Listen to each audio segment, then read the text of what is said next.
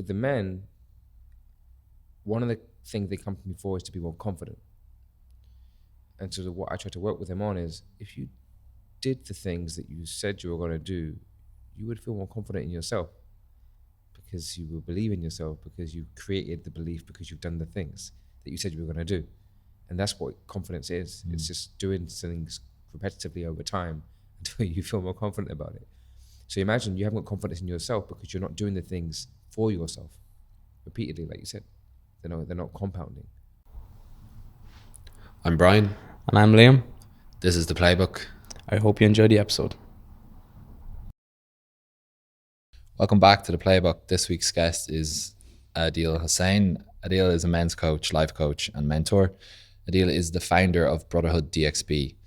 Adil is a renowned masculinity and mindset coach with an experience helping clients overcoming limiting beliefs and reach their full potential.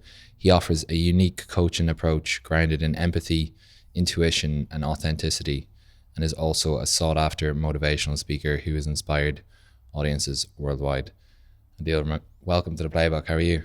Thank you. No, man, I'm doing good. I'm really happy that we could finally make this happen, and I appreciate that you were bringing me on. It's good to have you here. One of our core members of the group, BrotherHood DXB. So it's nice that I could also help you guys out.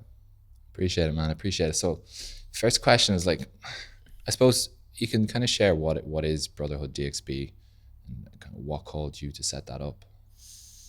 So, BrotherHood DXB is now called BrotherHood UAE because we're going global. Or at least we're going full Emirate. We're launching BrotherHood Abu Dhabi this month, which would be awesome. But it started a very, very long time ago, if I think about it. When I was 17, my parents divorced. And my dad was the kind of man that was very strong. Like you think about the typical alpha man, that was him. And I was the complete opposite. I was super soft. I was a kid that was bullied. And I had a man in my life that would kind of suppress and push and want me to be stronger, which meant that I would not really express how I was really feeling. But during that time when he left, and he was still in my life, but he was just not in our life at home, I ended up becoming like the man of the house, whatever that meant. At least I was told that. He said to me, "You're man of the house now." And I was like, yeah, okay, cool, that sounds good. But it didn't really mean much. I just felt like I had to be someone that I wasn't, and I didn't really feel very useful at home. I still wanted to go out and do my own thing, but I felt responsible for my mum and my sister.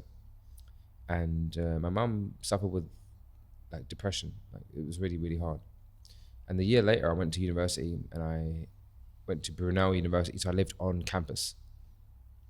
But during that time, like my mum and my sister were not having a good time. They were fighting all the time. My mum was still depressed. My sister was 11, so she couldn't really handle what was happening either. She'd lost her dad. They were like really, really close. So it was just a lot. So I thought, you know what, I'm going to come home. So I left uni, I came home, and I went to a local university. And that's where all the build-up of resentment came from. I didn't want to be at home. I felt embarrassed to be at home. All my friends were out, like just having the best time, and I was at home. Whenever I would go out with my friends, I'd have to come back to my family home. And as I got into my 20s and I'm meeting girls and stuff, I couldn't bring them back, And I'd lie. I'd be like, if they asked me, like, did you live out? I'm like, no, I'm just at home for a little bit. I'm just in between houses. I didn't really feel very manly. And to exercise the way that I felt about being a man, I would do stupid things. Like I was sleeping around. I would spend money that wasn't mine, like credit cards. I got into crazy debt. It was just weird things that I would do to make me feel more masculine. It's quite toxic behavior, to be honest. It wasn't very nice. And I was a cheater, prolific cheater. Fast forward a few years now, I'm 31 years old. I am dealing with the love of my life who I had cheated on, and she found out. At the same time, my mum was an alcoholic, like really bad. And I had taken all the alcohol out of the house one of the days. I kept the best wine for myself. And me, my girlfriend, and my sister went for a walk. We went for a walk, and we came back after 3 hours, and my mum was drunk. I was thinking, what the hell? I'd taken all the alcohol out of the house. So it became a bit of a fight, a bit of an argument, and I recorded her just being a complete mess, and I sent the video to my uncle, which is her brother. And in our culture, we don't do this stuff. Everything just stays, behind closed doors. No one talks about this stuff. And we told him before that we need some help. And I think that was the kind of the straw that broke the camel's back, as it were, and he finally believed what was going on. But my mum was so distraught and so embarrassed that she told me and my sister to leave. And again, in our culture, we don't do that. We don't keep people out. This is some Jeremy Kyle shit. We don't do this. Right? But I was met with these feelings of resentment, anger, and relief. I was like, I can leave? It was like, okay, fine. And I was in a place where I was financially free. I could do it. I could go, But I was at home all those years because I felt like I had to be. However, I left. My sister was upset with me because I left first, and they had a very, very bad relationship. I left. I found like a house to live in with 2 other people, but it hit me, and I was like, oh my God, I'm not okay. At the same time, I got my ex, like my girlfriend in my ear telling me, trying to rebuild this relationship, and obviously I've caused her so much pain, like ridiculous amounts of pain. I don't know if you ever heard a heartbreak, but when she found out I was talking to someone else, I heard it. She was distraught. And I was like, what have I done? So trying to repair this, but also it was so much going on at the same time. I couldn't deal with it. So I looked online for a retreat, and I needed to get out of the country. And I found one that was yoga and surfing in Morocco. Oh, forget it, I'm going. I called my boss, told him I'm taking a week off. I don't care if you approve my leave, I'm going. And so I went, and I met this Reiki healer. And I never even heard about what Reiki was. I never heard about Reiki. I was like, what the hell is this? And I chose this retreat because I wanted to be around older white people. That was the intention. I don't want to be around anyone that I can sleep with, right? Or that I'd find attractive. If I went away to Morocco just normally, I'd probably end up in a bar, meet someone, but doing the same things. But I wanted to just be around people that were grounded and would not be tempting. And she said, why don't you have a session? I was like, I have nothing to lose. So what was supposed to be a 1-hour session became a 3-hour session. We just got carried away. She showed me tarot cards, asked me to pick crystals, all these things, whatever. I'm just going with the flow. But there was one moment where she said to me, I want you to move me to a place in the room that represents your mum. And she had mentioned my mum because on one of the tarot cards, I said that the card reminds me of my mum. So I think she just kind of clicked on that and was like, right, let's go with that. And so imagine being asked to move you to this part of the room. I was like, I'm trying not to laugh at this point. I'm thinking, stop being so ignorant, just go with it. So I move her to a part of the room, and that just felt right. She twists into a ball on the floor and starts crying. Like, I mean, crying. I'm thinking, what the hell's going on? And then she says to me, I want you to respond and reply and talk to me as if I'm your mum.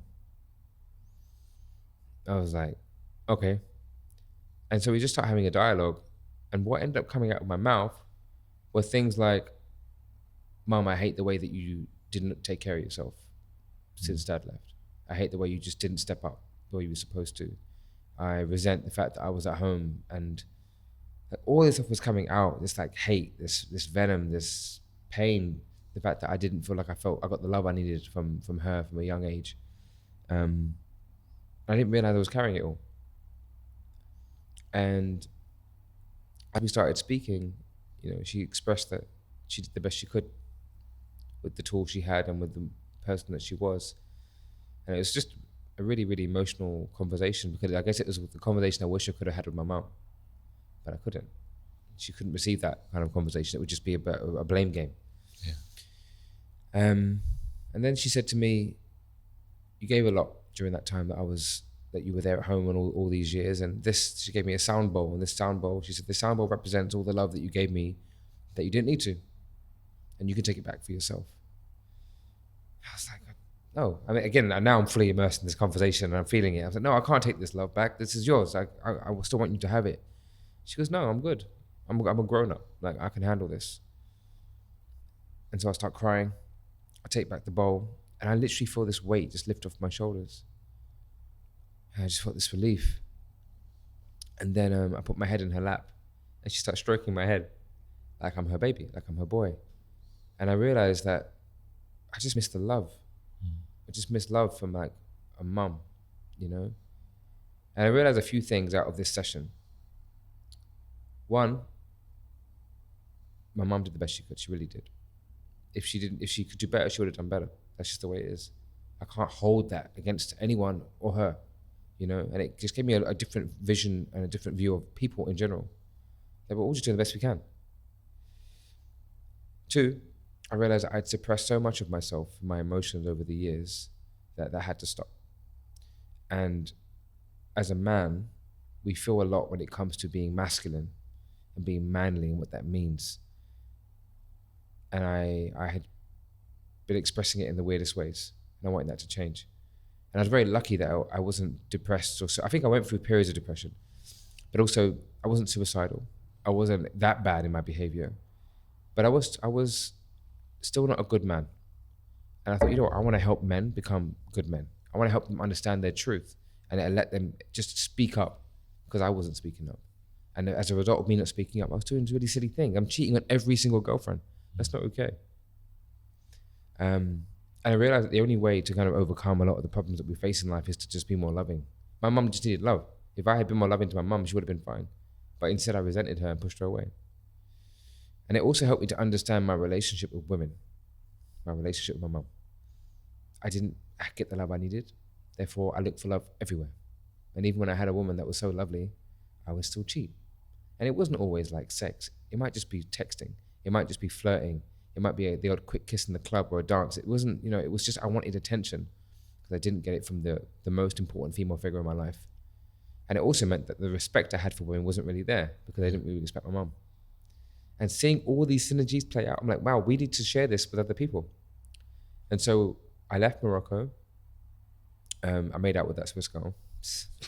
Clearly the lesson wasn't strong enough at the time, but anyway, impulses. I came home, I broke up with my girlfriend. I said, I can't do this. I actually broke up with her on the drive home from the airport because she was already in my ear about, you know, do you want to see me? Why don't you spend time? All of it. And I said, you know what, I'm done. And I ignored my mum. I left her alone for 6 months. And during that period, I just worked to myself. I worked with a men's coach. I joined an online men's circle. My men's coach was called Alexander Kottel. He looks like a hippie, right? He looks like a proper men's coach. And he was just amazing, just teaching me things about like shadows and understanding parts of yourself that you don't want to bring to the light. And we did it in a container of a men's group, which was like 8 men for 4 weeks. So you meet every single week on online. So it's a bit different how we do it. But it was the beginning of all of this. I also got a therapist and I just started looking into coaching and working on myself. But BrotherHood DXB started because during that period of that time while I was in London still, COVID was happening. I ended up meeting a girl online through Instagram who lived in Dubai, and we just met up in different countries. And then one day she was like, are you going to come to Dubai or what? I was like, what? I was kind of happy at home, but I knew that something had to give. You can't be in a long distance relationship for like almost a year and not do anything about it. So I thought, fine. I just took the plunge and I came out here. I did visit here before, and I had actually written in my journal Dubai like a year earlier. So I knew I wanted to be here. I just didn't know what capacity. So in November 2020, I came here. Me and this girl broke up within 3 months. And the reason why is because in London, I was the man. I had my car, I had my friends, I had my like money, I had the setup of what it meant to be this man in society. In Dubai, I didn't feel like a man. I just lost. I'm like a lost little boy all over again. And this woman, she's from Ukraine. If you know anything about Ukrainians and Russians, they're very polar in their views of masculine and feminine. And so she needed me, rightly so, to be the guy. And I was like, I don't need to be the guy right now. I need you to be the guy for a little bit. Just let me get settled and then I'll be fine. But I had no job, no car, I had no nothing. And needless to say, it broke down for obvious reasons and I just couldn't handle it. But I started BrotherHood DXB then. Like literally as soon as I got here, and it didn't take off. My coaching didn't take off. No one knew who I was. No one knew what I was doing. And it was just tough. The journey was really, really tough. But me coming here because of her is something I'll always be very grateful for. You know, she was an amazing catalyst. And what I will say is before I did leave London, I repaired the relationship with my mum. I repaired the relationship with my dad. COVID was an absolute blessing because it just gave us all time off to just reconnect. And it gave me time to focus on what I want to focus on, which was coaching. and I got to test it on my parents, and I got to tell my mum all the things that I felt. Really? And yeah, it was hard for her to hear, but we got there. You know, and I got her to understand that, Mum, I understand, you know, why you did what you did and why you were the way that you are, but I want to repair that relationship. But I was just more loving. I was just more kind. And every time now, if like she like says something, or even my dad, I just know that that's just the little mum and little dad inside of them that's just doesn't know how to talk about what's going on, so they fight, you know, or they raise their voice. I find it so hard to get angry with anyone now because I'm like, nah, I know. You know, if someone's being, I don't know, irresponsible or they're reacting quite badly, even when I see people on the road, you know what Dubai roads are like, right? When I see people with road rage, I'm like, you're just not a happy person. It's not the road. It's not the person in front of you. You're just not okay here. Yeah. And that's all right. That's what we say in the morning too. You might be going to work at 6 a.m. in the morning and someone's blowing someone off the road. It's just like, bro, you can't be this mad at 6 a.m. What's going on? Yeah, like, are you okay? Right? You're coming from a place of empathy there. Like, I think a lot of people's instinctual reaction to people cutting them off or whatever is to be a victim of their emotions and victims of their impulses and just shout back and honk back. But going back to kind of what we were speaking about, what did you find moving to Dubai? What problems were men facing? Are men Loneliness. facing? Okay. Biggest one, loneliness. You guys are lucky now you got each other. Yeah. But most of us don't. Most men, think about why people come to Dubai. They want to make it. You know? You got all these books. You guys are making it too, right? We're all on this journey to be someone and to maybe be financially free or whatever. But at the same time, you're here.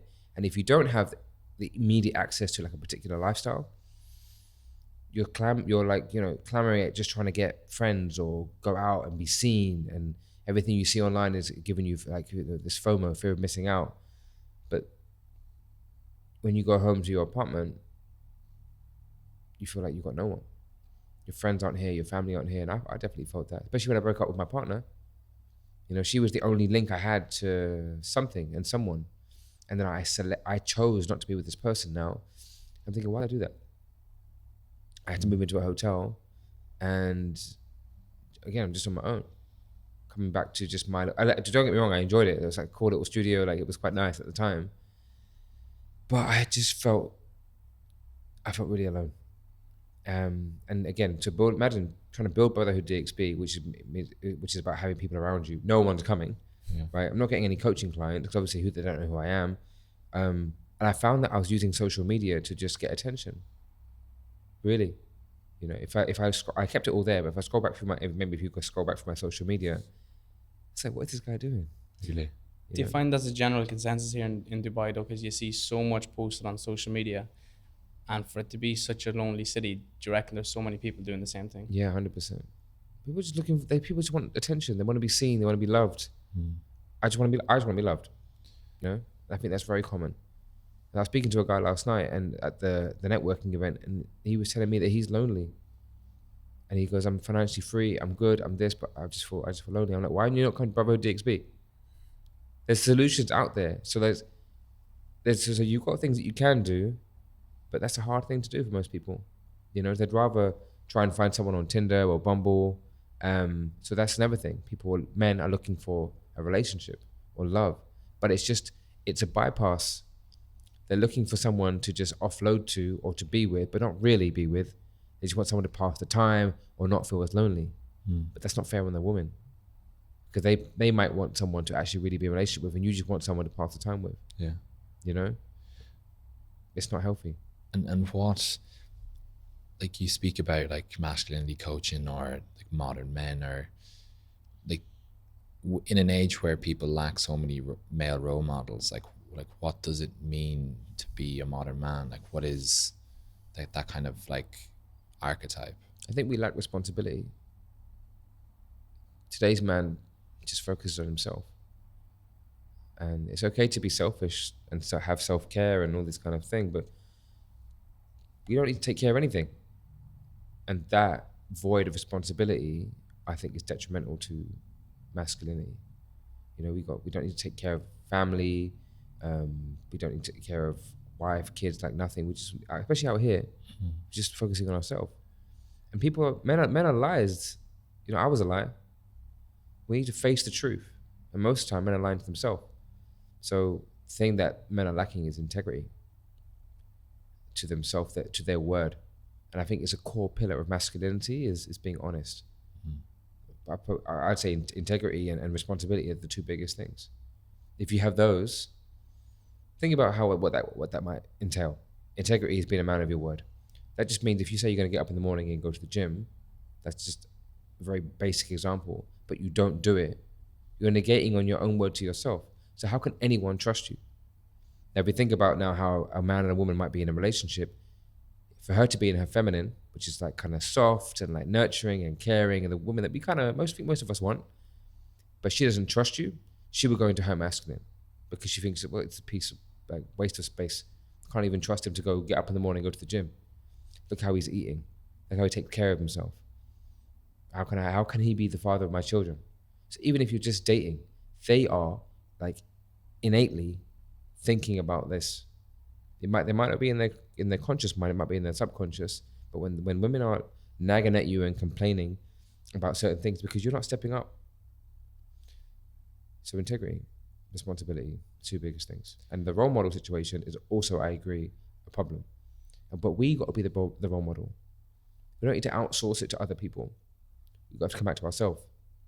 Not even me. Maybe I can shine a light on your shit, but you got to find out who you are. And I'm also on this journey of finding out who I am. And that is also the man's mission. Stop running away and losing yourself in all these different vices and things and shiny things and women and money, even money, like forget it. What's the point?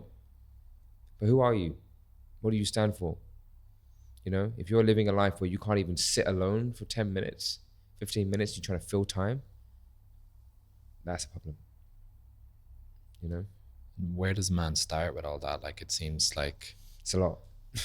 Start by writing. Start by allowing yourself to sit in silence and just let your thoughts go from here to here and write down something. Journaling was one of the biggest things I ever did that was so simple, but it helped me in so many ways. I would journal every single day and I meditate every day. It was during that period after Morocco. I mean, I started a bit before, but it was really consistent after Morocco. I would meditate and journal every single morning. And especially during COVID, it really helped. I would train like in the garden, and even that, I didn't care. I couldn't go to the gym, but I trained. Fitness was always a big part of my life.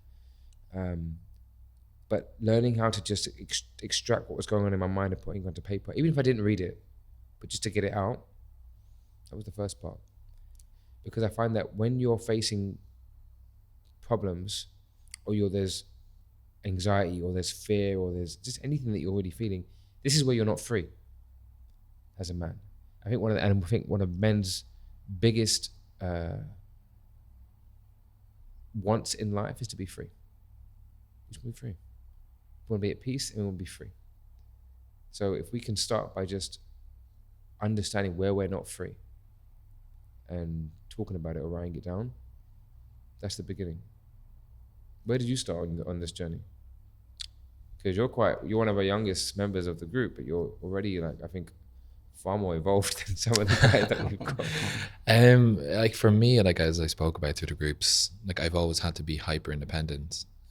Only a word that I learned a few weeks ago, but yeah, I was forced out of the decision that I was in to become a man at a young age. It's not really like, I kind of got on this self-help progress or whatever journey because I chose to do it. It was either that or don't. It was just keep my head above water. Yeah. I did feel the need to be some sort of a man of the house, being the oldest boy. And my mum allowed me to be extremely independent. And then I just kind of thought of my natural kind of curiosity, like what was interesting. Obviously dealing with mental health issues with my father, I was exposed to that at such a young age. I think that led me into my curiosity of studying psychology, kind of looking reflective internally. But I didn't really have any male role models. Like I listened to Jordan Peterson since I was 17. And that was basically the bulk of it, to be honest. And then I had really close friends. Like I had my twin brother, who was just by my side going through everything. We could share exactly what we needed to share with each other. My household was a really open household. Like my mum is a Reiki healer, so we were all allowed to speak about what we were thinking and what we were feeling, and as a result, that is the way I am today. However, moving to Dubai, I went through a serious period of loneliness, and whilst those are definitely needed in life and where they fit their purpose, it makes the journey so unnecessarily hard. Like having Liam here just makes it, it's just like, all right, I'm doing the same amount of work. It's just less lonely. And that's why I was called to go to BrotherHood DXB, where if I was back home in Ireland, back home in my hometown, I wouldn't be called to do it because it wouldn't enter my conscious mind to look up online, meet up or BrotherHood DXB or Men's Circle or whatever. And then it's just absolutely, like, like the first time I went, I was really nervous. I was thinking about not getting out of the car. I was like, fuck it, I'm just gonna close the door. And I just walked, and there was just like a group of guys just sitting around in a circle, just in it was in the park. Yeah. And after a few minutes I was just like, okay, this is it. And I just shut up. Like I just stopped thinking and just listened to other men, and I realized, oh wait, other people are going through exactly what I'm going through. Yeah.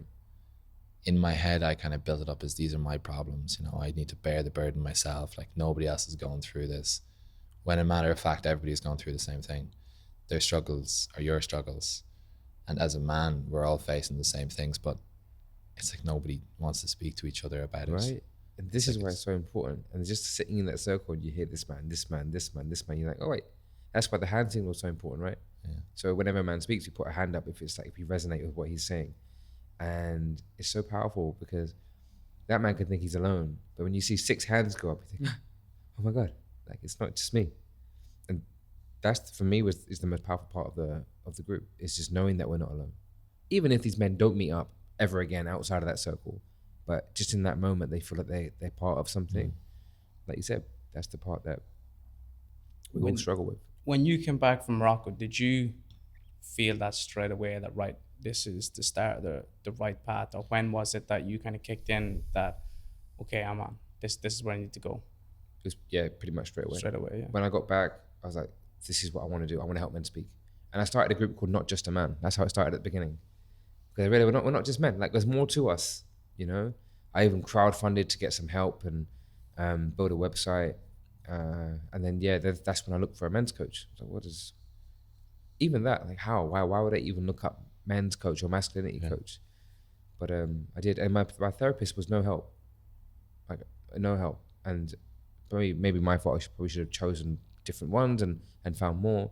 But he was like some 55-year-old guy, English guy. He just didn't understand like my culture and everything. And so I had a few sessions with him and I was like, okay, bye.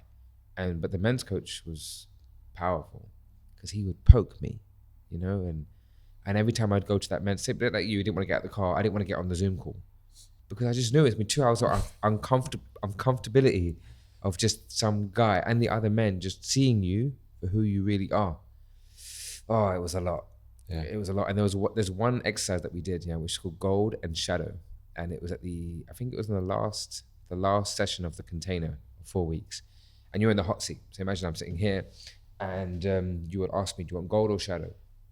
Which basically means, do you want me to see and tell you and show you the gold that you have, like the beauty of what I see in you over these last 4 weeks?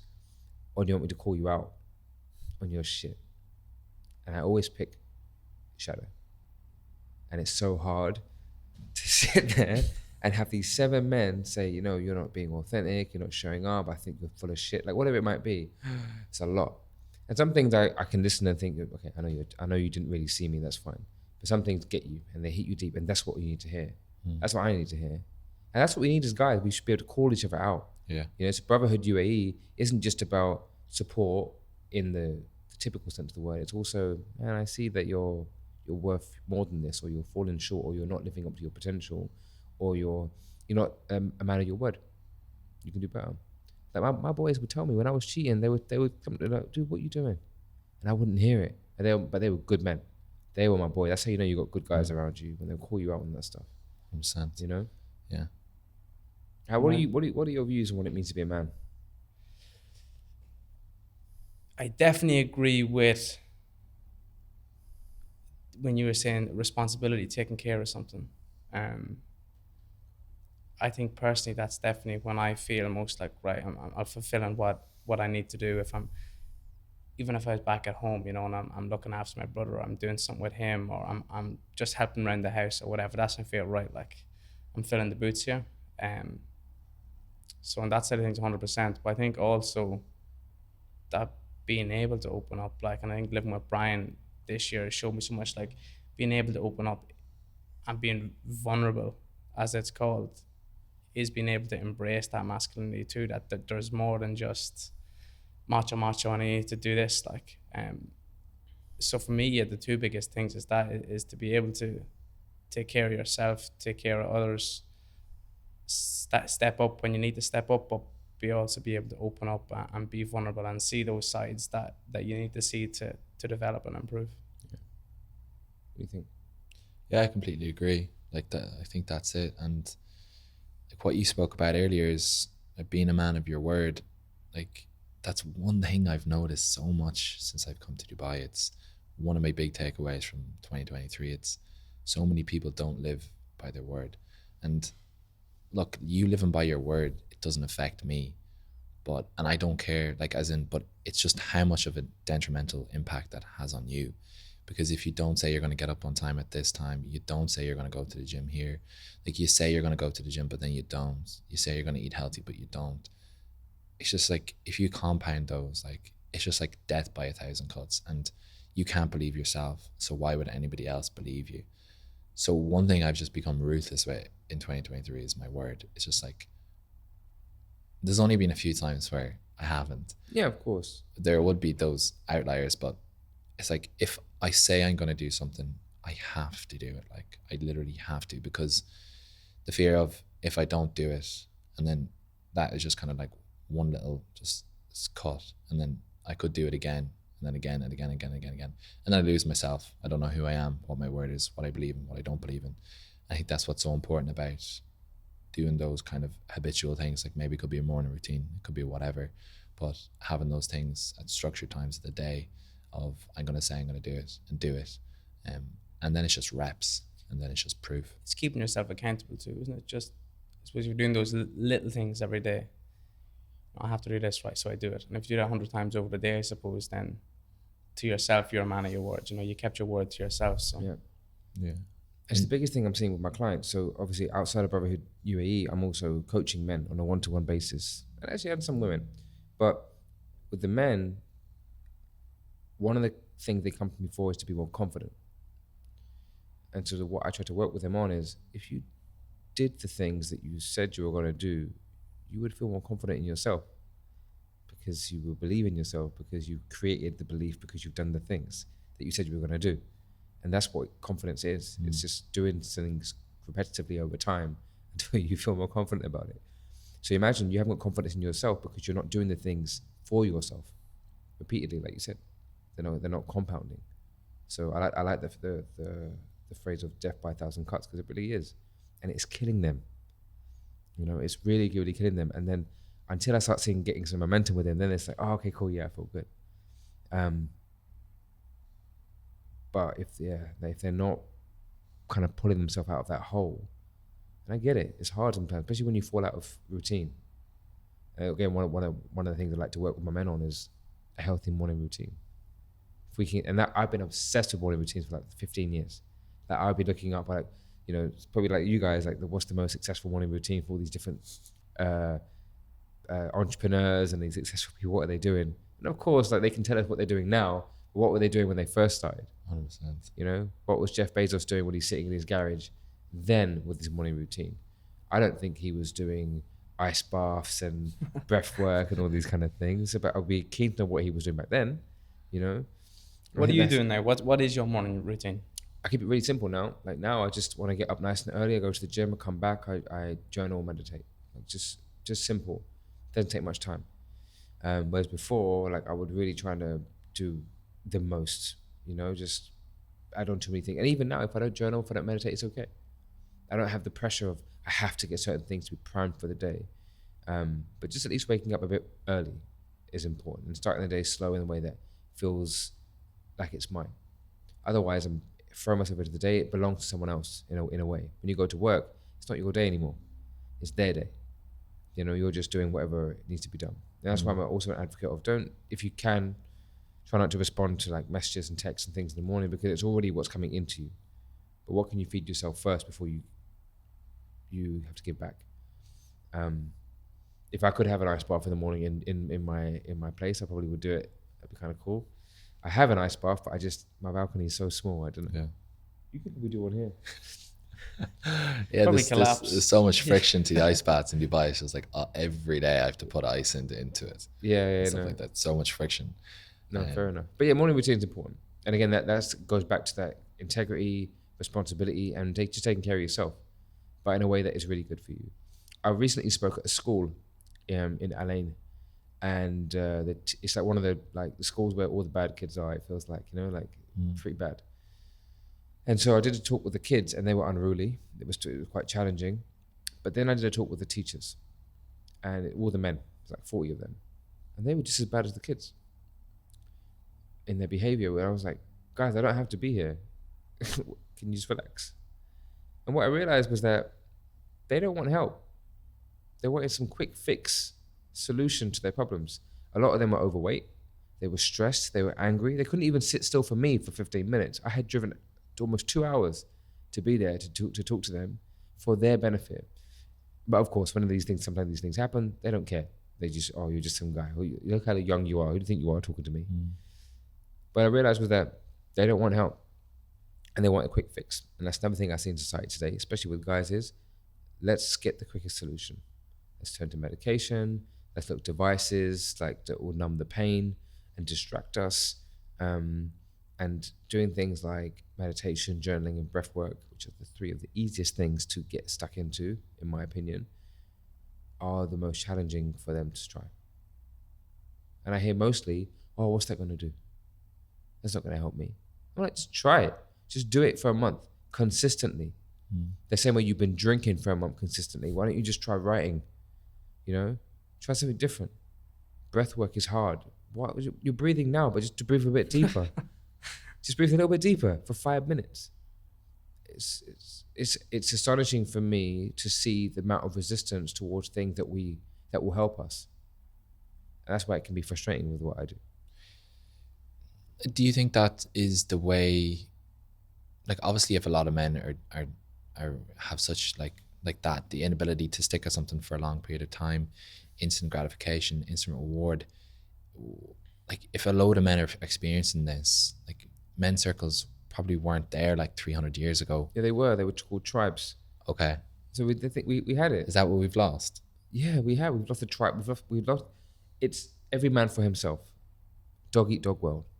Lone wolf mentality. That's not how it was. Men would sit together and talk. The young ones would be with the elders, and you just learn by proxy. We don't have the family unit. We don't even have an extended family unit. This is why I wanted to build this, so we can come together. We've got young guys like you in the group, and we've got older men, 55, 56 years old. Just think of the transfer of knowledge and wisdom between just this, let alone everyone else. Especially when both parties are completely open. Yes. Do you know what other situation or environment can you put yourself into now where you're going to speak to someone with that much of an age gap and both parties be completely open with nothing to hide? And it not be singular in its intention. Yeah. Like, for example, a networking event around business, which is just, yes, you might learn from someone that's going to tell you how to make the next 50 million, but will he really bare his soul with you? I had two of the guys recently, I think the older guy in the group drove one of the other guys home, and they had a really, really great chat together, like a father-son moment, I would say. And they came to me, I think, the following week in the circle and told me that he cried in the car with him because he was just so much experience, and he was like sharing things with him that he clearly needed to hear, and because they had already shared that same experience, but from a generational gap. Sometimes we don't get that. And sometimes it can be easy to talk to a stranger than it can be to talk to our own father or mother or uncle or whoever, And that's what's missing, but that's what we're rebuilding. How does that make you feel, like hearing a story like that? Feels good. Like, it feels like, okay, well, I'm building something that's working. Yeah.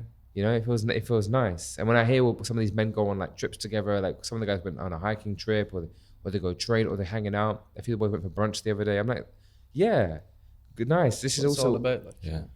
you know, friendships. Do you feel any pressure like for the men that you're coaching, or Do I feel pressure? like that's a lot of responsibility? It is. And so sometimes I feel like I'm a fake. Sometimes I feel like, who am I to do this? I'm still on my own journey. I'm still here. I still got things I got to deal with and focus and work on. So I feel like I feel the imposter syndrome sometimes. Not as much as I used to. Back when I first started, well, who am I to do any of this stuff? Now it's less, but I do feel the pressure. Like, even think about it. Like, for a long period, I didn't share in the circle. I just let everyone else share in the circle. I was like, I can't be sharing. I need to be put together. Like, I need to be the guy. But now I like to share. I'm like, you know what? I need to be vulnerable with you. Like, well, I can't not. This is also for me. I also started BrotherHood DXB or BrotherHood UAE for me because I needed help. I wanted men around me. I wanted to share what was going on in my life. It wasn't just for you. I also need it. So I have to remind myself of that. You know, and I do feel a sense of responsibility. When I see things going down in the group, I feel like I need to help everyone. That's the thing I need to deal with because I can't help everyone. And it's not my responsibility. How do you tackle that imposter syndrome? Like, it's something that I've been toying with for a while. Someone told me, my mentor, or one of my many mentors, said, if you're facing imposter syndrome, it means you're doing something right. It means you're pushing you out of a comfort zone. And it means you're doing things where you're stretching yourself to a place where you know you're going in the right direction. So it's good to feel it. And when he said that to me, it just changed everything. I was like, oh, okay. So kind of almost like faking it till you make it, because we are going to make it. You know, all these guys, all these books that you're reading, these guys were just like us, just trying to make it. Yeah. You know, and you kind of have to fake it for a little bit, or you have to just do it even if you don't feel like you can. And one day the proof will be around you. The fact that I'm speaking at this event tomorrow, I'll be on the radio on Monday. That's kind of proof that something's working, you know? I think proof is the key word there. I think as we said, that imposter syndrome, it just feels like there's just the stories you tell yourself too, you know? You tell yourself, well, I'm not the person that should be doing this. I'm not good enough. I'm not that guy. Yeah, exactly. And I suppose, as you're saying, if it's a sign of you coming forward, it's just a place you've never been before. Yeah. So obviously you're not going to feel like you're that guy. Yeah. You haven't been there. Exactly. Yeah. I find it so powerful when you do share, because like when I first came, I was like, oh, this guy has it figured out. Like, he knows what's up. And then you share and you're just like, oh shit, like he's going through the exact same thing. And that makes what I'm going through okay as well. And it's understanding it's not some sort of an end goal. It's not some sort of a perfect, but it's the person that I mold throughout the way. It's the experiences that I face and what are the kind of lessons that I learn. And if I'm not successful financially or whatever that may mean for somebody, who did I build along the way? And it's that constant kind of, I don't like using really self-improvement or something, like, because it can be hard to find the line between self-acceptance and self-improvement, but it is about building that on the way, like, and understand there's no end goal there, because... And it's hard. Like, so think about this. BrotherHood UAE or DXB at the beginning, I was winging it. To a degree, I'm still winging it, right? I don't have any business background or community building background. I worked for the British government for 10 years. So my experience is fully corporate. 9 to 5, red tape, contracts, procurement. I worked in procurement. Most boring job in the world. Right? I don't know what that is. Exactly. Procurement is pretty much, it's just buying. I was a buyer. So was I, so it's all right. Huh? So was I, so it's all right. Yeah, I was buying for the government. So in the beginning, I was buying things for the hospitals, and then I started buying people, which is like consultants, and bringing them in to do, like Deloitte, PwC, bringing in big companies to do transformational projects. Boring, not me. So when I came to here to do this, I don't know what it is I'm doing. I'm just trying to duck and dive and just make ends meet. And for a long time, I struggled financially in the craziest way. Like, you won't understand. Like, I had been living with a friend. luckily let me come stay with him, but I had no income. I couldn't even pay him 2K per month. I was just, I remember there was one day where I was running a speed dating event, and this girl was there. She was like kind of a love interest, and I remember telling her a little bit drunk. I said, I had 200 dirhams in my account, and someone just paid me 1,000 for some coaching, and I whispered that in her ear, and she was just thinking, why would this man tell me this? I was so open in like in what was going on in my life. Like I didn't care that, but most men in Dubai probably wouldn't say that because it's going to put this hot woman off. Like, she's going to thinking, what the hell? We ended up dating for a year, which is fantastic. But it was that bad. Like I didn't know how I was going to get home that evening in a taxi, but I just live it. And it was depressing. Like I couldn't just live my life. I came from a place where in the UK, I did not have to worry about what I was spending money on. I had an American Express card, I had this credit card, I had like cash in the bank, I had stocks and shares, I had crypto, I had everything. And to start from scratch at 31, 32 years old, 33 years old, I think, who am I as a man? One, how can I be going backwards? How am I going to build this? How am I going to make money? How will I be perceived by the world around me? And what does it mean not to have money? What does success mean? Like it's a struggle. I have my back against the wall for the last 3 years. I've been in fight or flight mode since I got here, and not being able to just rest, because I know that if I rest, I won't get income. Everything I do has to be generating income as well as saving the world. That's how it feels sometimes. And there were moments where I broke down, and there was one day in particular. It was February 2 years ago, when I was living in this apartment in Business Bay. Really good man. Like he came to my men's circle, and one day he said, come stay with me. Come check this place out. It's a beautiful apartment, 3-bedroom apartment. It was so nice. I was so blessed that he said to me to come and stay with him. And he's the man that I couldn't even pay. I'm indebted to him. And there was one day where I was super low on money. Like struggling. I used to go to this event in Garhoud. It was called Roots. It was like a live music event every Friday and Saturday. I could go there for free. It was just, I love live music. But I remember it being the loneliest, most depressing time of my time in Dubai, because I just thought, like, I've got no money. I'd rather just spend the money on taxi just to go there so I can listen to music and come home.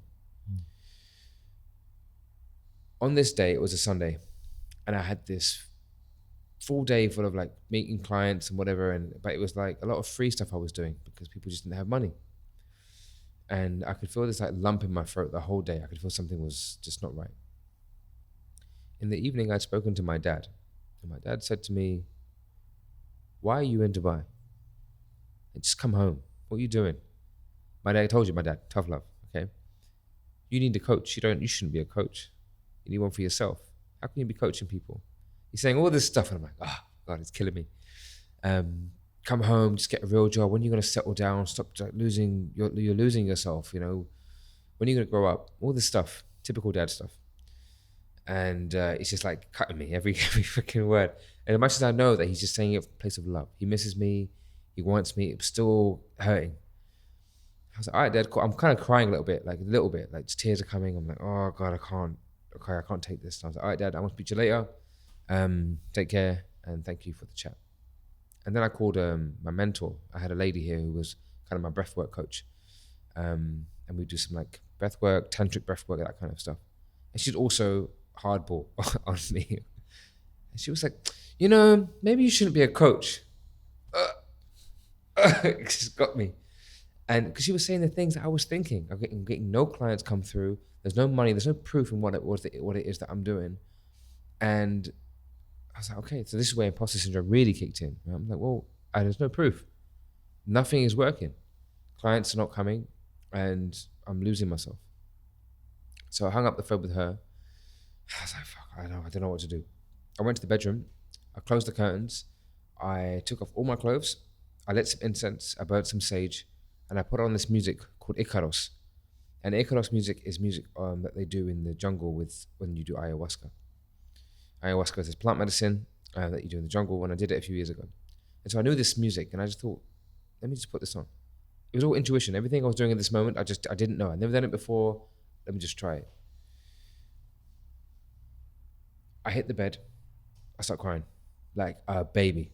Like what I was holding here was pain and tears and emotion, and it just came out. And I haven't cried like that since I was 17 when my dad left. And it was insane. I was uncontrollable. It was uncontrollable tears, and everything I was thinking, I was just saying out loud. I'm scared. I'm lonely. I don't know what I'm doing. I need help. I was just saying it out loud, everything. Same time, I'm kind of like soothing myself. I'm like just like giving myself like a hug. Again, I don't know why I'm doing any of this stuff. It just seems to be coming to me naturally. And this is going on for like 3 hours. And then I went to the bathroom. I looked in the mirror. I'm like staring at myself, crying in the mirror. And I'm just looking deep into my soul. I'm thinking, what am I doing here? Like, why am I going through this? It can all end now. I can go back to London. I can get a good job. Because I was making good money. I was like on a £75,000 a year job. I was good. I'll be okay. I have my friends and my family. I can just do it all, you know? And then I had a vision, and the vision was me shaving my beard. And I started crying again. I'm like, why do you want me to shave my beard? Like, why? Something about identity, I don't know. And then I fell asleep. I woke up in the morning and I shaved my beard. And I felt like, okay, new day. I feel good. I feel light, whatever. I open my phone and go to Instagram and I see a message from this guy called Manny. And it was like Manolo something. And Manny and his friend called Corey ran a podcast called Mentality. And it was a podcast around men talking about men's stuff. And he said, I see you. Someone sent me your profile. It looks like we've got some competition. We're running an event called Men Don't Cry. And we want you to host it. I was like, what? I had just spent the night crying my eyes out. And I received that message the next day. I met up with him. There's 2 boys from South London. Like my 2 best friends are from London, 2 black guys. It felt like I had finally found people that I could call friends, you know, that I resonate with, and are on the same path. And we stuck at it for a good long time. I ran that event, huge success with them. We joined up together for quite some time. They're still good friends of mine now, but we're not working on the same things. But what I learned in that moment, this is what I want to share with those people listening, and especially on this journey of success and everything, is surrender to these moments of pain. Like really let go. Don't think you got to be tough and you got to make it and you got to be put together. It's okay to break down. Like really, because it isn't smooth. It's going to be painful, and there's going to be days when you don't know what the hell you're going to do, but you got to let go and just know that everything's going to be okay. You know, you're still going to go ahead and take actions the next day or the day after, but when you're feeling it, it's okay to shut down. Shut down, break down, go do what you got to do, because you are good to no one if you're back against the wall all the time. And in that moment of surrender, everything opened up, you know? Universe or God was like, no, I'm just kidding. Like, don't worry about it. Like, please don't go home, you know? It's got jokes. And I almost went home like 2 or 3 times, and I didn't. And I'm so glad that I persevered. If you believe in your mission, you believe in what you can do, stick to it. You know, it won't be linear. It won't necessarily be something which will just always work. Just have the end goal in mind, you know, and you'll collect the right people along the way. But when you take responsibility, you have integrity, and you're willing to kind of be there for yourself and know what you need to do to make sure that you can stay afloat, you'll be okay. And know when to ask for help. You know when to ask for help. That's one thing I struggled with for a very long time. It's asking for help. So yeah, that was a powerful moment in my life. Thanks. Well, speaking about that angle, what is like, obviously you have to be extremely persistent and remind yourself of something to get through those times. Like, it sounds so romantic now, reflecting on those times and being like, you know, whatever, but in the moment you're in the weeds, like you're in the shit. Like what is that end goal that you remind yourself of, or how do you get through those moments? I just knew that I was destined for something greater, and I always knew that. So even when I was working the 9 to 5, I always knew that I wasn't meant to be doing that. And to me being here, I knew that I always had a choice. Yes, I can go. How would I feel if I left? How would I feel if I gave up now? And I know that would be the worst thing for me to do.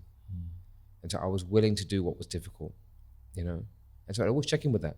You can go. You want to go home? No hard feelings. But I knew it'd be hard feelings. So I had to look at the bigger picture of what it is that I really want and what am I willing to sacrifice. And I'm willing to sacrifice all the luxuries, all the fine things, because I know it's coming. The Bentley Continental GT is coming, right? The villa, everything I want is coming. Financial freedom for my family, it's all going to be there. But I got to do this. And even at the extent where not everyone will understand what I'm doing, like my family don't understand. They're like, when are you coming home? You're missing out on your nephews growing up. My sister got married. Obviously, I went home for the wedding, but I'm missing out on that. The greater good. You know, this is important. I don't even know what else I would do now.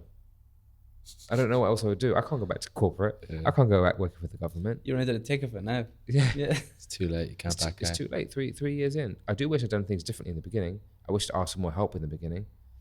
I wish I dealt with my money better in the beginning, you know, and did things properly. But this is all part of the journey. Yeah. You figure it out along the way. And I've learned so much stuff. I've learned how to be so creative to make money from thin air.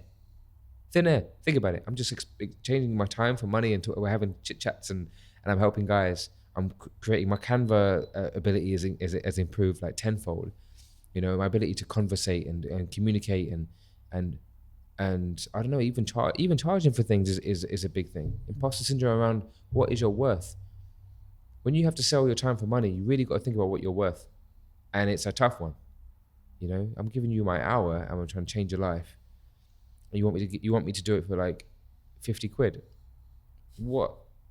And at the beginning I was like, okay, fine, this is what I have to do. But after a while I'm like, how much do you not value your own life if you think that you want to work with a coach £50 an hour? That doesn't work, you know? It's been one hell of a journey, and I know it's still continuing.